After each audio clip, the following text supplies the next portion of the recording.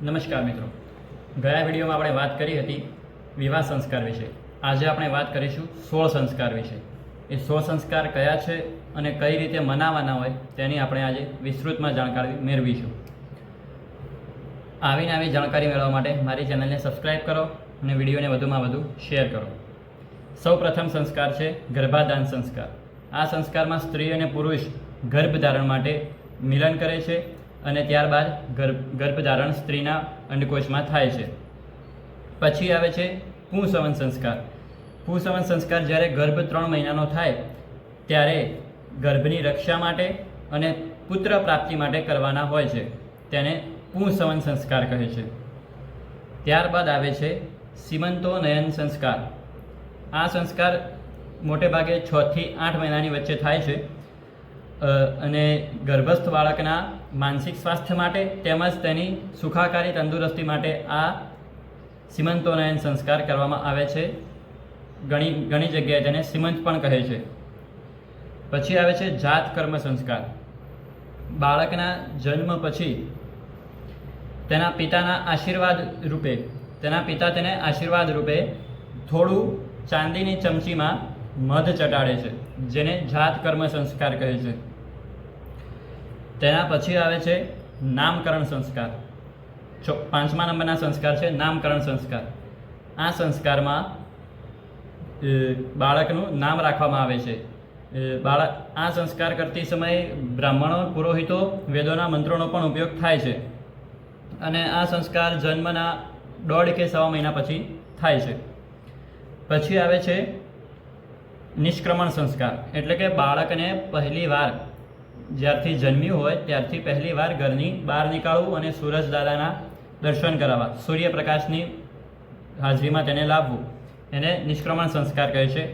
આ સંસ્કાર પણ 1.5-1.25 મહિને થાય છે અને આ સંસ્કાર બાળકના પિતા તથા બાળકના મામા દ્વારા કરાવવામાં આવે છે. આના પછી છે અન્નપ્રાશન સંસ્કાર. અન્નપ્રાશન સંસ્કાર 6 મહિને થાય છે, જેમાં બાળકને અનાજ ચખાડવાનું હોય છે, ચટાડવાનું હોય છે. તે પણ ચાંદીની ચમચીથી જ ચટાડવાનું હોય છે. તેને અન્નપ્રાશન સંસ્કાર કહે છે. પછી આવે છે કર્ણવેદ સંસ્કાર. આ સંસ્કાર પણ 6 થી 7 મહિનાની વચ્ચે જ થાય છે, જેમાં બાળકના તંદુરસ્તી અને સ્વાસ્થ્ય માટે કર્ણવેદ કરવાનો હોય છે. ગમે તે એક કર્ણવેદ કરવાનો હોય છે. પછી આવે છે ચૂડાકર્મ સંસ્કાર, એટલે કે મુંડન. આ બાળક 5 વર્ષનું કે 4-5 વર્ષનું થાય ત્યારે કરવામાં આવે છે. આમાં બાળકના કેશ કાઢી નાખવામાં આવે છે અને મુંડન કરાવવાનું હોય છે અને આ સંસ્કાર મુખ્યત્વે પુત્રોમાં જ થાય છે. પછી છે 10મા નંબરે વિદ્યારંભ સંસ્કાર. આ સંસ્કારમાં ગુરુ પાસે જઈને બાળકને અક્ષર જ્ઞાન કરાવવાનું હોય છે. હજુ સુધી ભણવા નથી મોકલ્યા, પણ બાળકને ગુરુ પાસે જઈને અક્ષર જ્ઞાન કરાવવાનું હોય છે, જેને વિદ્યારંભ સંસ્કાર કહે છે.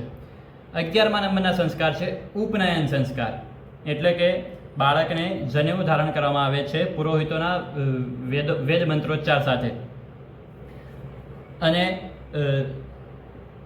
બ્રહ્મચર્ય આશ્રમ સ્ટાર્ટ થાય છે ઉપનયન સંસ્કારથી.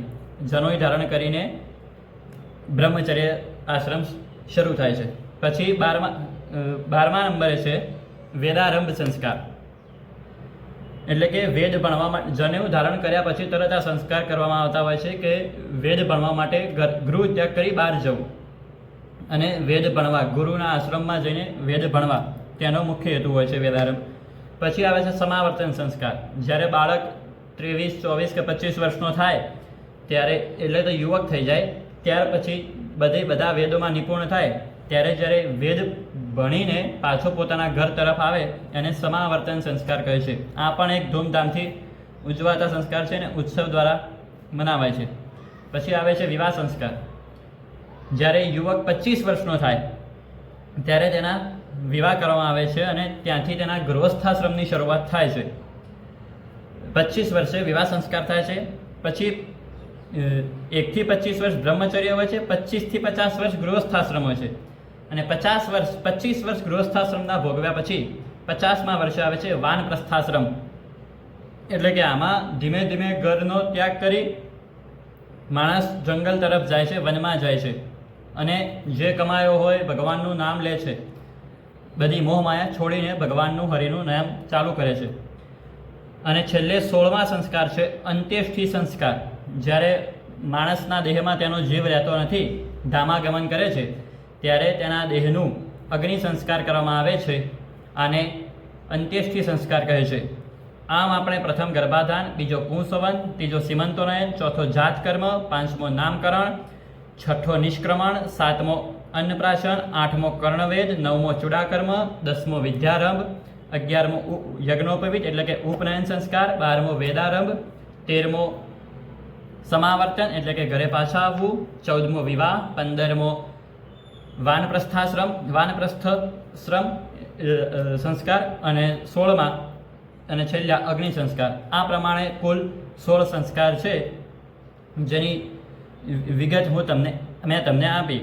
આવા નવા વિડીયો ધાર્મિક ક્ષેત્રે કે બીજા કોઈ ક્ષેત્રે પણ તમારે જોવા હોય અને તમારું જ્ઞાન વધારવું હોય તો ચેનલને જરૂર સબસ્ક્રાઈબ કરજો.